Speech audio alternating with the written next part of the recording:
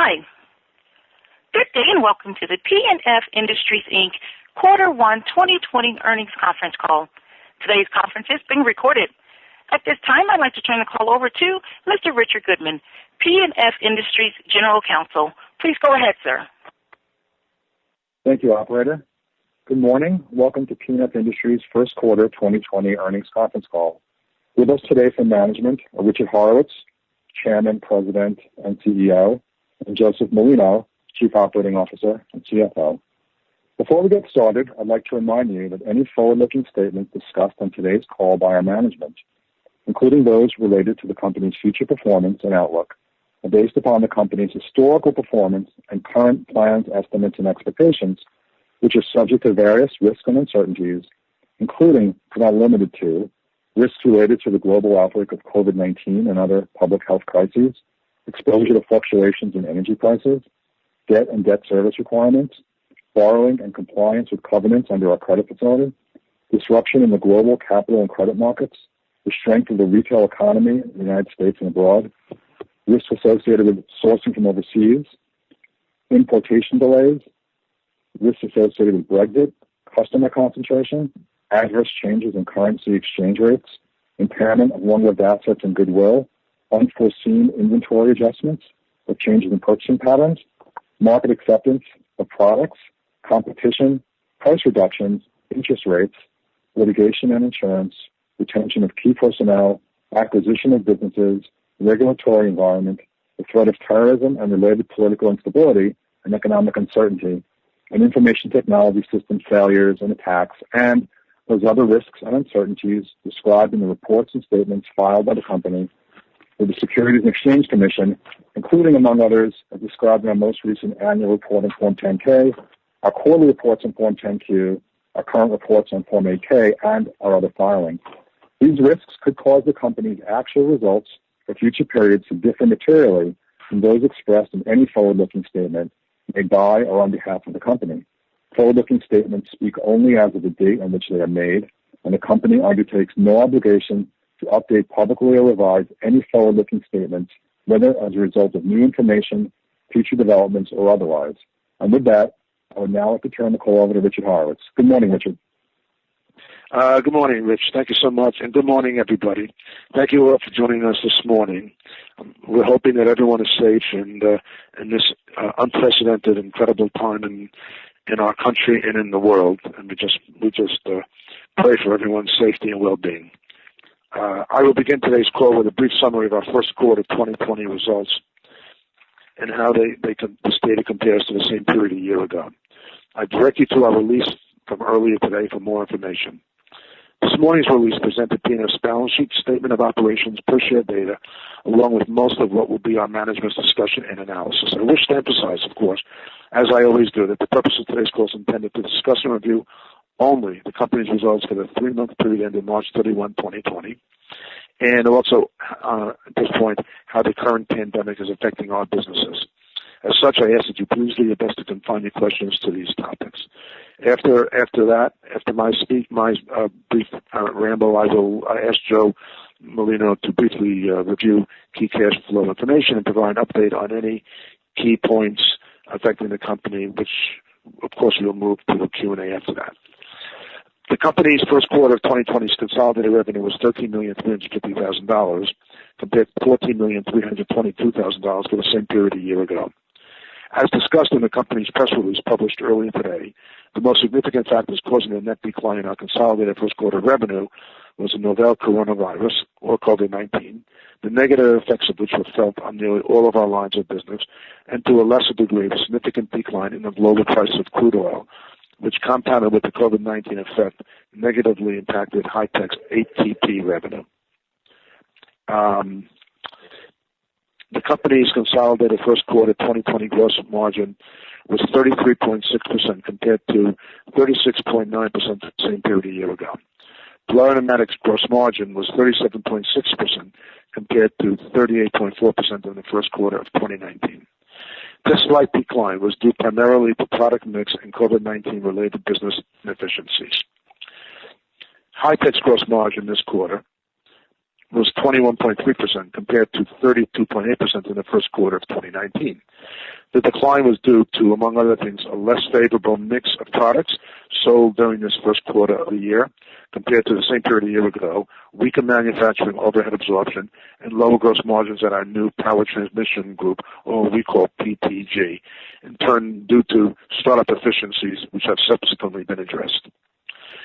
Our first quarter 2020 selling, general, and administrative expenses were $5,690,000 compared to $5,263,000. By far, the most significant item driving the increase was the $420,000 of costs incurred as a result of our decision to accelerate the relocation and setup of our gear businesses acquired in late 2019 into our Punxsutawney, Pennsylvania new facility. We determined that it would be more efficient to complete this process in a shorter period of time than originally planned, and as a result of this, expenses this quarter were greater than expected. However, this decision will result in greater efficiencies earlier than planned for our PTG, Power Transmission Group. Our interest expense during the first quarter of 2020 was $55,000 compared to $63,000 in the same period in 2019. This decline was due to lower amortization of debt issue costs, partially offset by increased short-term borrowings. This quarter, we recorded a tax benefit of $505,000 compared to $25,000 for the same period last year. Taking all the above into consideration, on an after-tax basis, we are, for the first quarter of 2020, reporting a net loss of $758,000 compared to a net after-tax loss in the first quarter of last year of $26,000. We are reporting first quarter 2020 basic and diluted loss per common share of 24 cents per share, compared to 1 cent basic and diluted loss per common share in the same period a year ago. Again, as a reminder, I refer you to this morning's press release for much more additional information. At this time, Joe, please take the call and discuss cash flows. Thank you, Richard. Capital expenditures during the first quarter of 2020 were $658,000 compared to $485,000 in the first quarter of 2019. Significant non-cash items affecting first quarter 2020 cash flows were depreciation and amortization of $433,000, amortization of other intangible assets of $195,000, amortization of operating lease assets of $234,000, amortization of consideration payable to a customer of $67,000, and stock-based and restricted stock-based compensation of $29,000. Additionally, significant components that impacted cash used in operating activities during the first quarter of 2020 were a decrease in inventories of $524,000, an increase of $528,000 in prepaid and other current assets, a decrease in accounts receivable of $720,000, a decrease of $894,000 in accrued compensation and benefits, accounts payable, accrued other liabilities in the aggregate decreased $80,000, and finally, operating lease liabilities decreased by $230,000. With that, I'd like to turn the call back over to Richard. Richard? Thank you, Joe. And before we get to the Q&A, at this time I'd just like to briefly discuss PNF and how we're addressing the COVID-19 pandemic. As we all know, during 2019, we began to source many of the tools and parts that were being manufactured in China to other quality manufacturing facilities elsewhere. And despite this beneficial action, the coronavirus had an impact on our supply chain, although not really material at this point in time. We continue to practice the guidelines issued by the CDC and other governmental bodies, such as social distancing, enhanced cleaning, and disinfection protocols, allowing many workers to telecommute and splitting work shifts. Currently, except for our corporate offices in New York, which is closed by our governor's orders, all of our facilities remain open. No one knows how this economy, or particularly our business, will fare post this pandemic, or how long it'll be felt. But rest assured, our management teams and board of directors are working diligently to ensure that this does pass, and we will be well positioned to take advantage of a recovering global economy. Additionally, in April, we applied for and received approximately $2 million in the form of a payroll protection plan loan. This will allow us to maintain, at least for the 8-week period as outlined in the CARES Act, our full workforce. We are very grateful for these funds that the government has provided us. And lastly, the board of directors decided not to issue a quarterly dividend at this time. We will all evaluate the relevant facts and circumstances when deciding future current dividend payments. That's the end of our report today. Now, our operator will be happy to answer any questions anybody may have. Thank you. If you would like to ask a question, please signal by pressing star 1 on your telephone keypad. If you're using a speakerphone, please make sure your mute function is turned off to allow your signal to reach our equipment. Again, press star 1 to ask a question. And we'll pause for just a moment to allow everyone the opportunity to signal for questions.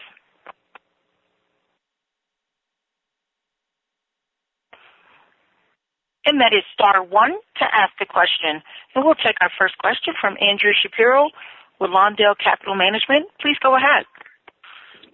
Hi, guys. Several questions. I'll ask a few and get back out into the question queue. Hopefully there's others there. First off, if I'm correct, I just want to understand, other than the headquarters where you are doing telecommuting, working from home, much of the rest of the business is manufacturing. And I just want to clarify, in each of the states you manufacture, first off, what are the states now? Is it just Pennsylvania, Florida, and Nevada? Yeah, we manufacture in Pennsylvania, two factories in Pennsylvania, Florida, and Nevada. And all of our factories are open. All of those three offices are open, and our office people are coming in sporadically as needed, but we are basically working from home at this point. Right, and were all of these manufacturing operations deemed essential by the various states during the time? Yes. I should have mentioned that. Yes. Should they lock down again? The odds are they get to remain open. Yes. During this period of operating, is the manner in which things are manufactured in our facilities such that employees are able to be fairly spaced out and protected, and has the company encountered any occurrence within its staff of any outbreaks of COVID? We've had good success with that thus far. Joe, am I right about that? We actually, to this date, don't believe anybody has contracted COVID inside of any of our facilities. Okay, great. And then getting to some of the, we'll call it non-recurring, albeit maybe cash expenses, with the acceleration of the SG&A costs of consolidating your gear acquisitions into Q1, what remains left for Q2, and will that be the remainder of the costs? I'll let Joe give you more specifics, Andrew, but the vast majority of all expenses are in Q1. There'll be remaining little stuff here and there, but for the vast majority, we are moved in and operating at really full capacity. But Joe, you can add more color if you'd like. There's not much more to add. This is right. There's just an immaterial amount of expense after Q1. It's a non-noticeable figure. Okay. And then you referred to in your press release startup issues in the new facility. What were those issues, and when were they or are to be resolved? Go ahead, Joe. We did a running change, meaning we didn't stop production at all. So we had machines being rigged in next to machines that were running. We had employees that were, on machines, having to come off those machines while other machines were being installed. Electric was being installed. And then, it's a new layout. We're also incorporating 3 sets of build plans into one building. As you can imagine, a fair amount of confusion maybe isn't the right word, but a lot of activity in a very short amount of time, a lot of things going on. So not as productive as you would be if everything was where it should be and the plan had been placed and, the production plan had been placed for a month or two. So, nothing unusual. It's just we did an incredible amount of time, I would say, even if it was Q1, I would say it was probably scrunched into more like 45 days, to be honest, where we got all this activity done. So we thought it was a great effort, to be honest.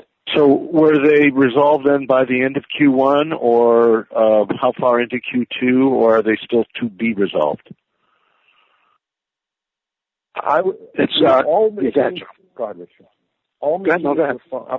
All machines of any consequence were up and running and producing parts by the end of March. Having said that, as with any new layout and consolidation, it will get a little better with each quarter, and I'm just guessing, but I would say it'll probably take us another quarter or two to be at where I consider the full efficiency. But we were very efficient after Q1. A huge improvement from 1 to 2. Right. Now, in Q4, your run rate included operating in basically separate locations. Q1, you are doing the accelerated consolidation. You've had these startup issues you refer to, and you will get better and better, over time, et cetera. Can you quantify what you feel the expected savings, if any, it seems like there would be some, your expected savings on a run rate would be from Q4's run rate, which we assume was normalized pre-COVID and everything else, but deconsolidated. So, at the end of the day, if we're comparing to, I guess, Q4, I don't think there was a full Q3 because you acquired it in October. What should we hope to achieve or see on the, I guess we'll call it the cost savings side of this acquisition? I know there's other revenue benefits, but on the cost savings side, what should we see compared to Q4? I'll let Joe discuss that, but just remind you, Andrew, that I believe we had 6 factories, 6 places in Chicago in the two businesses when we started, and now we have 0 places there, and there's 1 small office for 2 people with a de minimis amount of rent, just so they have a place to go, salesman and all that kind of stuff, salesperson and another guy, an engineering guy, the original owners of the company. So just by definition, we're in 1 place now, but we moved to a new facility. It's a much bigger facility, but Joe, you can give them the specifics. So, Andrew, so I'm clear, when you say savings compared to what? Q1? Q1, you were in the middle of the running consolidation, but we bought it in October, and Q4 presumably was a normalized double SG&A or whatever the run rate was pre-consolidation, and now that it's all done, or it's still evolving in terms of startup issues, but improving, but you said most of it's all been done by the end of March. What, in a sense, is the expected savings that we could see from the SG&A that would be expected from this whole consolidation effort? Well, as I believe, this is on the cost side. Yeah, on the SG&A side, in Q1, we certainly had hundreds of thousands of dollars of transition costs that were direct. In addition to that, our margin was probably half of what it should have been in the gear business. So, I can't give you exact figures. I can't tell you exactly what the savings are going to be, other than I would say, beginning with Q2, the margin on the gear business should look a lot like the rest of the company, if not a little better on average. So I don't know if that answers your question. I would also mention there that we used manufacturing labor, obviously, to move all the things, so they were not making products during that time, obviously. And in Q4, I had much less SG&A because of that. Okay. Well, I guess I'm trying to get at the end of the day, you guys, justify the acquisition, you present things to the board approves the acquisition, et cetera. Trying to just get a feel for what is the scope of revenue and gross profit impact you think the relocations and setup caused to PTG segment within high tech, to get an understanding about basically Q2 normalized run rate and Q3 normalized run rate for that segment of high tech? I think there are a lot of moving parts whenever you move a new company in. I don't know if you've ever done that, but if you have, you'd know, and you'd realize that there's a lot of moving parts when we move into a place, and there certainly will be a lot. There'll certainly be a good savings. I don't know if we can really pinpoint yet exactly what it is till we get a couple of months under our belt and see what it all is. But I mean, certainly, as Joe's saying, the margins are going to be back up to what you would expect, or perhaps even better. And everything thus far is exactly as we had projected and forecast when we bought the company, before we bought the company, when we built the company. Right. So when you say margin, go ahead. So when you say margins, so PTG, I don't think, do you provide the margins of the subsegments? Is like PTG margin available? No. So is it the margins of all of high tech overall you're saying that'll run up at, or? Well, as I said to you, they went down this quarter because of the direct labor being used for moving. I totally understand. Yeah, no, I understand that. Yeah. So I'm trying to project here. I'm trying to be perspective to understand earnings power that this company can generate. Well, I don't really know. Go ahead, Joe. One of the issues is whatever we would have expected about 2 or 3 months ago is now not. I'm not sure that's the proper expectation given this environment. While I will say that I believe our power transmission group is probably among the best positioned of all of our product lines, because in many cases we're dealing with supplying essential businesses.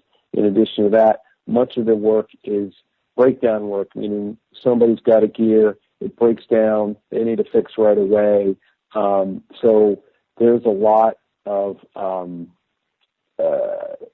lot of regular business that's unaffected by the virus. So, it's a little hard to say. I'll go back to what we said when we made the acquisition, that we paid a little more than a full multiple on the businesses as they stood. But once inside of our operation and combined with the old quality gear business, we were paying a fraction. We ultimately pay a fraction of that, and that is with all of the transition costs, which I would imagine are easily $500,000 of hard costs, and soft costs, like I said, inefficiencies that went on for 6 or 7 months, hundreds of thousands of dollars. So I can't give you a better answer, because I think it's really apples and oranges. But I think I'll agree with Richard that everything that's happened has been pretty much to expectation at this point. Right. Okay. I mean, the costs with the cost cutting or the cost consolidation savings are kind of what they are. I realize COVID has changed the near-term revenue picture. So, I have hard for us to really project, but you understand it. It's very hard for us to project right now, but it's all good. I can tell you that. I have more questions. Please come back to me. I'll get back in in case others have some. Okay, thank you. And as a reminder, that is *1 if you'd like to ask a question. And our next question is Henry Dubrell, a private investor. Please go ahead. Good morning, gentlemen. I noticed that there was a 8K recently filed that said you needed more time to file the first quarter Q, and one of the reasons was to evaluate assets for any impairment. In releasing the first quarter results this morning, is that evaluation complete, and is there any impairment as of that date, March 31st? I'll let Joe answer this question, Henry, but the delay, the answer I believe is no, and the delay was for COVID. It was there were certain requirements that every public company had to go through now to issue their quarterly numbers. But Joe, you expand. Yeah, the analysis that was completed regarding the assets was done prior to release of these earnings. These numbers reflect that, and there is no impairment for the first quarter. Okay, and I'm just reading something from the 8K that was dated, filed May 15th. Okay, let's move on. What was the total payroll incurred in the first quarter? For the entire company? Correct. Joe, do you have I do not know the answer to that off the top of my head, but we can probably have somebody take a crack at that while we're on the call and try to get that answer to you. I was just trying to mentally come to the amount that you got to your PPP loan of 2.9. Well, okay, that part's easy. So the PPP loan was based on 2.5 months of the approved, the payroll number, and that payroll number includes your average payroll. Yeah, that's correct, and of course capped at anyone making over $100,000, that would not be included. Correct. So it's a strict. I don't know what you're trying to get to, but it's a strict calculation based upon our actual average labor. Yeah, and that number also includes. Well, let me just finish. That number includes also payment for. No. The rent that's a part of the forgiveness. The calculation of the borrowing, the amount we could borrow, includes payroll, and what that also includes, in addition, is the hourly pay capped at $100,000 annualized. Would include our contribution for employee health insurance, and also our contribution for the 401k and pension plans. And I believe that is the average. We took the 2.5 months of average for 2019 to come up with that figure of the amount borrowed, which was $2.9 million. So would it be fair to say quarter two's P&L expense for payroll will be substantially less? Well, I can't give you a perfect answer. As we've stated, we've held off on terminations that might have been made as a result of getting the PPP loan, which is exactly what the loan was designed to accomplish. I can't tell you where we're going to be at the end of June, and whether who knows what's going to happen. Is there going to be further legislation? I don't know. I can't tell you what our Q2 payroll is going to be. I can't see that far into the future. My fundamental question was for a number of weeks, 8 weeks, someone else is paying the payroll. That's correct. That's what the PPP is. Yeah. That's what the whole CARES Act is. Maybe Henry, is your question the following? Will our 8 weeks of pay be consistent with what approximately 8 weeks of pay was in 2019? Any 8 weeks in 2019? Is that your question? No. I think it's 8 weeks subsequent to when you received the loan. I presume your expense for salary expense will be diminished by that amount that you received. No, it doesn't really work that way. The loan is separate from our expense structure. Our expense structure is what it is. It's unchanged, relatively speaking, unchanged, certainly on the personnel side. At some point in the future, there will be complete guidance on how the loan gets forgiven. I think what you're possibly conflating is the forgiveness of the loan and how that affects the profit and loss of the company. Those are two separate things. While related, one doesn't go in and one. In other words, our payroll doesn't go down because we got the loan.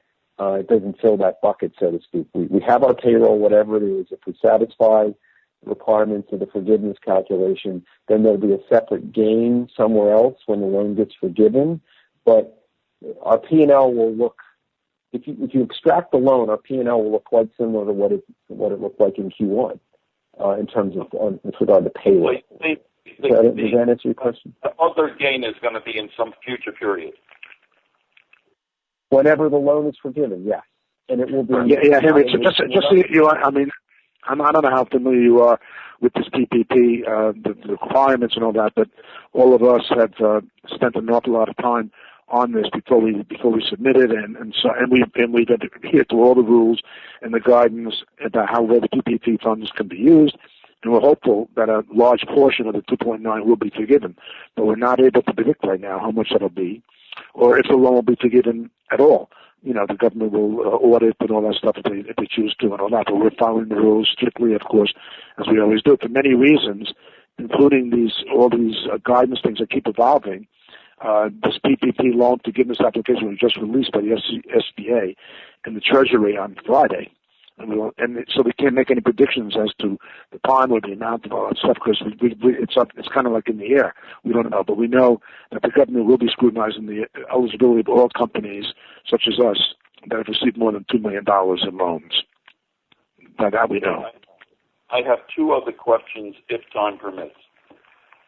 In your press release, it says that you had a loss of a large customer.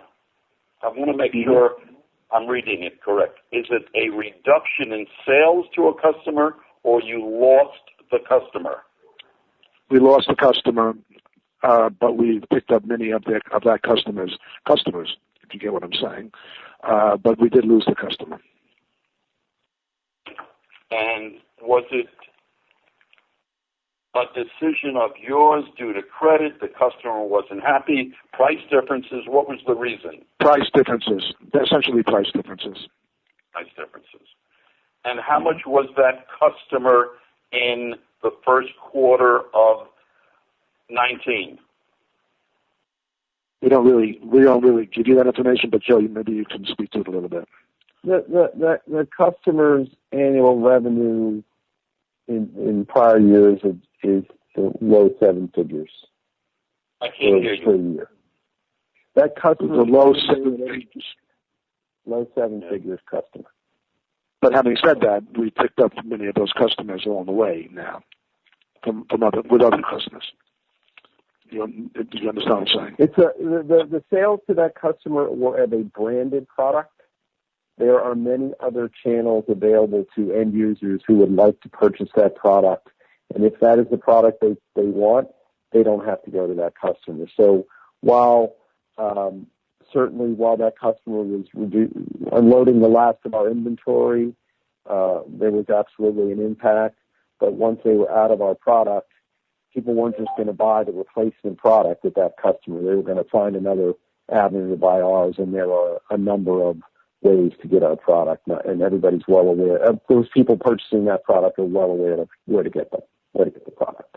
And whatever you were selling this prior customer, was it anything that you still have inventory that was made only for them, or there's no inventory? It was our regular branded product. There's nothing special about it. Okay. I'm going to reserve my right to come back. Thank you. Okay. Thank you. And once again, that is star one if you'd like to ask a question. And our next question is Andrew Shapiro, Willandale Capital Management. Please go ahead.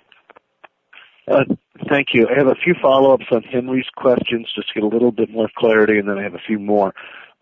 Regarding the lost automotive distributor customer and the sale of it was a branded product, can you give a little more color as to what line of automotive product or products this Bearcat. Who's Bearcat? Bearcat. Who's Bearcat? Aircat or Aircat with an AIR, right? And was a U.S. distributor, not the something over in Europe? It was both. It was both. Okay. So sure. They have a. Yes. Go ahead. They have a loosely affiliated entity in Europe as well, but the sales there are de minimis. Okay, and when you said low seven figures, that was annual. That was not for Q1 last year. Annual, correct. Yes. Okay, good. Thank you for that clarification. And then going back to Henry's questions on the PPP and prospective loan forgiveness stuff, which I'm very familiar with. And yes, since you're over $2 million, the SBA and it's more SBA and not Congress, but they keep on shifting and changing to their whims and rules based on the political whims and criticism. So, who knows what is and isn't forgiven in a few more weeks. So I think you probably agree that this is still an uncertain thing. But yes, it sounds as if when you do the forgiveness, it'll be a separate line item. It sounds like it won't be a reduction of the various income statement items. That's correct. Either, whether it's forgiven or not, it's not coming through your normal gross margin line item. Is that correct? Correct. Joe? Okay. Correct. When were the bonuses paid in March that you referred to bonuses in the press release? March 10th, I believe. First week of March. Okay. All right. And then during the period of COVID-constrained business, or at least the period which the PPP loan is outstanding, you guys made cuts across the board here in a variety of ways, including cutting the dividend temporarily. But during the period of the COVID-constrained business, or at least the period which the PPP loan is outstanding, has the board implemented any reductions to the portion of the senior executive salaries that are in excess of the $100,000 annual rate cap limit in the PPP program?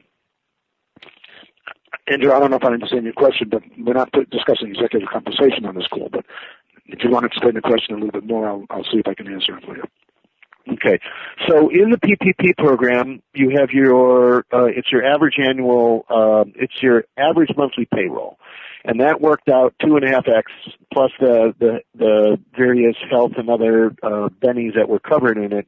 That worked out to the $2.x million, the PPP loan. Okay.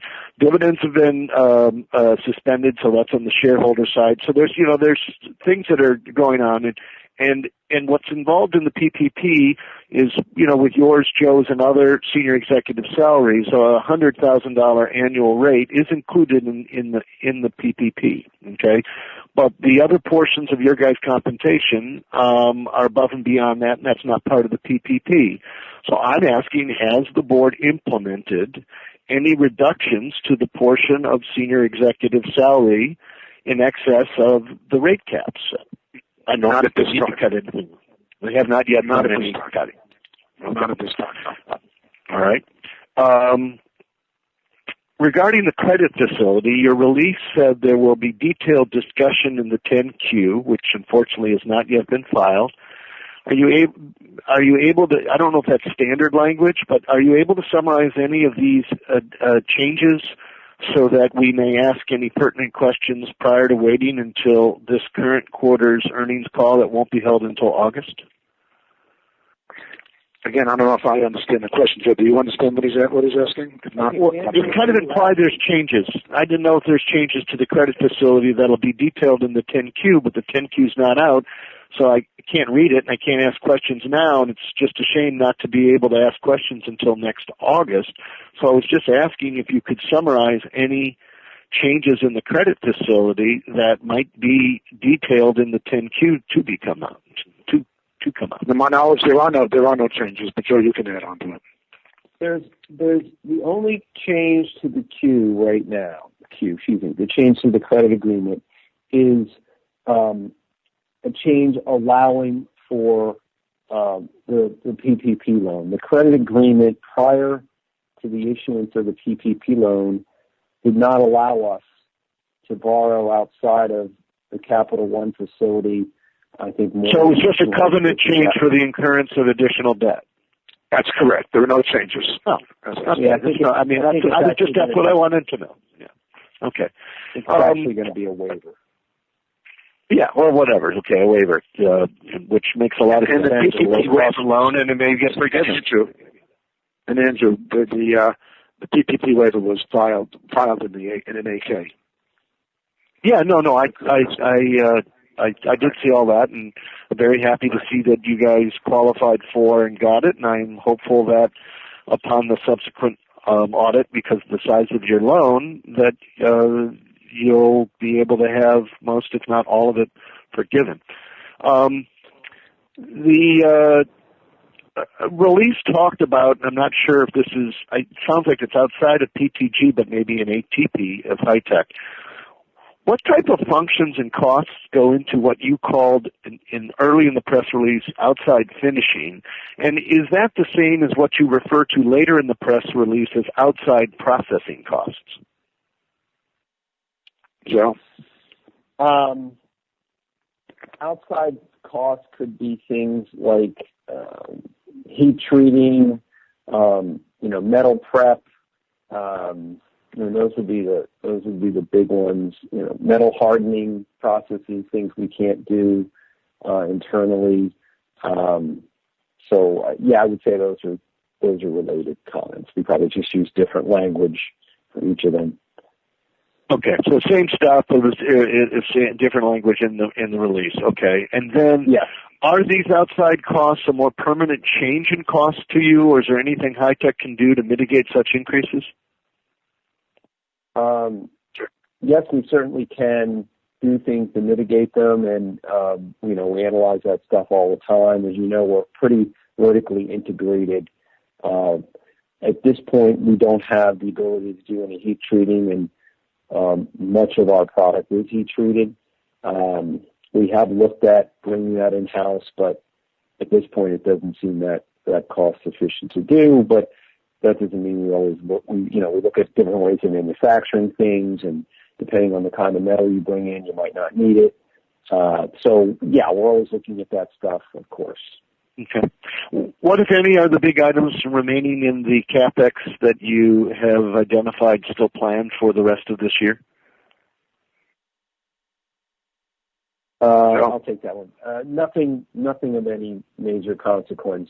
We're going to try to, if the environment, if the outlook doesn't change for the markets we serve, CapEx for the rest of the year will be more modest than it has been in quite a while. Obviously, we'll do maintenance CapEx, and where there's a return on an expenditure for a new product or something like that, of course, we'll spend those kinds of monies. But and lastly, we just got done finishing a lot of IT expenditures, around the whole business. So all the IT stuff is now all pretty current. So things are going to fall off a little bit here in the next few quarters for CapEx.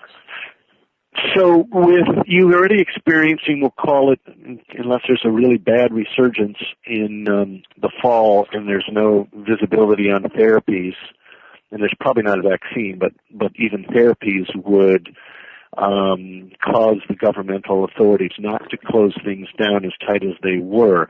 With the bulk of the deepest part of the economic closures across the country now beginning to be rolled back, okay? And clearly companies that are involved in vaccines are seeing an influx. People who make masks are seeing an influx, et cetera, et cetera.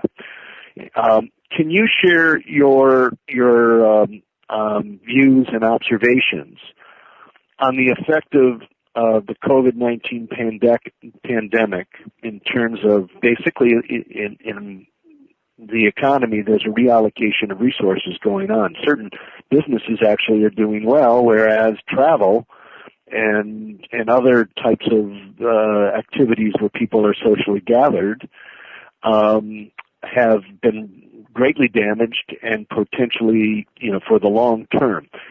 With respect to where the company has been or is projecting or focusing on selling, can you give some views here on the impact of the pandemic from both a supply point of view in your supply channels as well as a demand point of view? Joe, I will let you answer this, but Andrew, it is virtually impossible for us or anybody else in this country or this world to make predictions. And I don't know. Who knows? No, I'm not asking for predictions. I'm asking. I mean, are you? Look, if you have customers who make masks, you might have seen increases in certain subsectors of your customer base. Are there certain industries that you serve where you are seeing either no degradation or potential an increase in activity versus obviously certain areas of your business that have encountered serious headwinds until they reopen? I can't think of any, and Joe, you'll chime in. I can't think of any business, any customers that we have that have not shown degradation to a pretty important degree. Having said that, some of them at this moment have had a couple of good weeks of orders, et cetera, but for the most part, it's been very, very low before that. And who knows what the future brings? But Joe, you want to add to that? I don't know if I'm answering the question, Andrew, but I'm giving you what I think you're asking. But Joe, you want to add to that?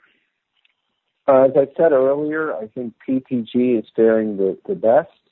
I think to the extent the government keeps ordering, military equipment, and we supply those guys, that will fare okay. The rest is going to be very industry specific. If you could tell me when oil and gas prices are going to be back up to $40 or $50 a barrel, that would be, that'd be helpful. You can tell me when planes are going to be back in the air, that would be helpful. If you can tell me when the mobile jobbers can start calling on garages again, that would be helpful. So each, business has different drivers, and we certainly don't know when any of those things are going to turn around, but they're each going to be affected by a slightly different sort of driver, obviously. Sure. And as you moved into some new product development inside of high tech, for example, food processing got mentioned. You might have stuff that goes into healthcare. And if it's food processing for, certain types of food items that are consumed when people are stuck at home more than restaurants or something, then that might be areas that would have a tailwind to offset, obviously, your many areas that have headwinds. Yeah, let's put it this way. Despite the fact that I think PTG is faring the best, it is in no way going to grow in some way to mitigate materially any other fall off. It's first of all, it's not that big. And second of all, it's hanging in there. It's not growing dramatically, I guess. And are you seeing your run rate here at the end of May going into June as a result of partial reopenings? Are you seeing the run rate of orders and things starting to pick up? No. It's very, very inconsistent, very sporadically. We'll have a day or two of good orders from customers and then a week of no orders. So I would not say there's any signs yet of anything like that I've seen. Okay. Can you quantify or provide a range of cash flow impacts and timing related to the provisions of the CARES Act that you refer to? I think it's primarily the tax provisions in terms of either the amount of money. I've seen other public companies already provide an estimate of the range of cash flows they think that they can claw back, cash they can claw back to because of CARES Act changes in tax NOL, carry forwards, carry backs, et cetera. Do you have any kind of range of cash impact from this as of yet? Joe? I would say that, and this is a rough estimate, over the rest of the year, we expect about $500,000 of clawback. It's a combination of stuff that was available to us and then stuff that became available to us. So just roughly $500,000 over the next 3 quarters. Okay. Well, every little bit helps to, pare down that debt, right? Yeah. I have a few more questions. I'll back out. Come back to me, please. Sure. And as a reminder, that is star 1 if you'd like to ask a question.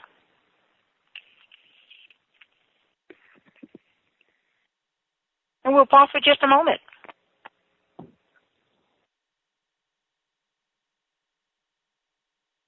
And we have Andrew Shapiro with Lawndale Capital Management. Please go ahead. Okay. Regarding, I think this is in Florida Pneumatic, I think that's where all the aerospace is and all that. Regarding the military-oriented customer, was the increase limited to Q1, or is there carryover work into the current and or future quarters? I'm sorry, Richie, go ahead. Go ahead. Yeah, the military orders are not one-off for the most part. These are orders we would expect to continue.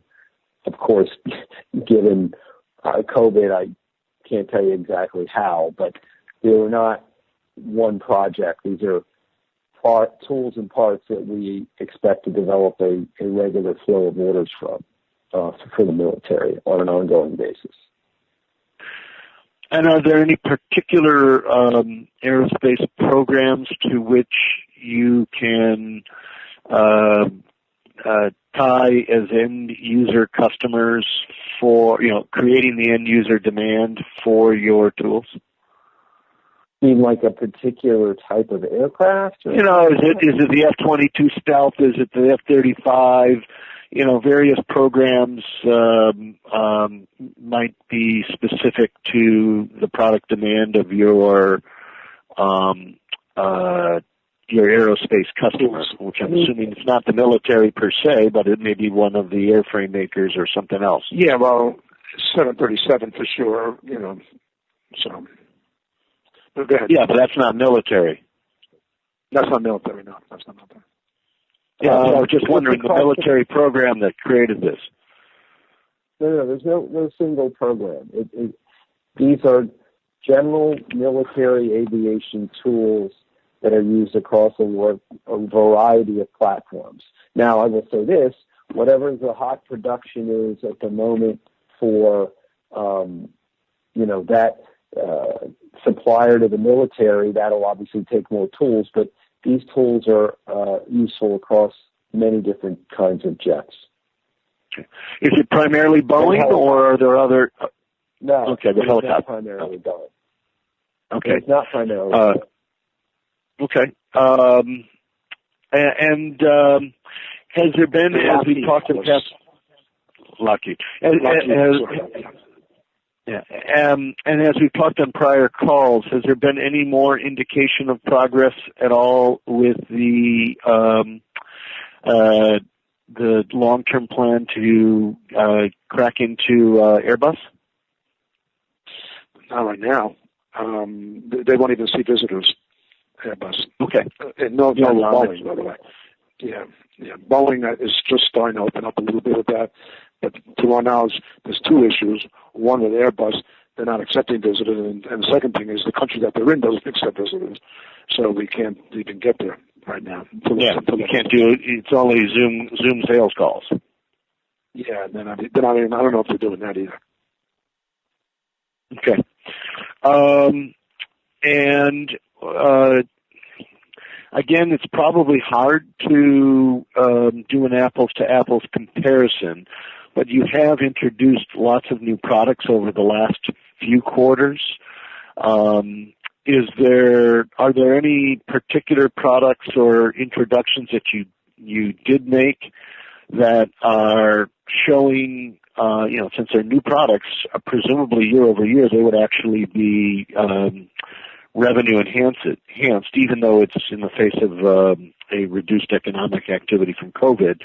Are there any particular new products introduced over the last few quarters that are worthy of any revenue generation call-out from the current quarter? There was before everything happened with COVID, but Joe, do you recall exactly what? I mean, we were doing very nicely and all that stuff. We were very excited about the introduction of our new fastening system tool for a new fastening system for military aircraft, and we were just starting to get a little momentum there. And while the people we're talking to are very excited about it, the orders are kind of on hold for now. So I'm hopeful that once things get back to something a little more in the way of normal production at the military aircraft providers, that we should get an influx of orders there. So the answer is yes, but nothing's happening right now. Okay. All right. I think that's all the questions I have for today's earnings call. Thank you. Okay. Thank you, Andrew. There appears to be no further questions at this time. I'd now like to turn the conference back over to our speakers for any additional closing comments. We thank you for taking the time to come on our call today, and we wish everybody well and to be safe and well. And we hope that by the time we get together in August, that the world is in a better place, and of course PNF as well. Thank you all. Stay safe and have a good day. And this concludes today's call. Thank you for your participation. You may now disconnect.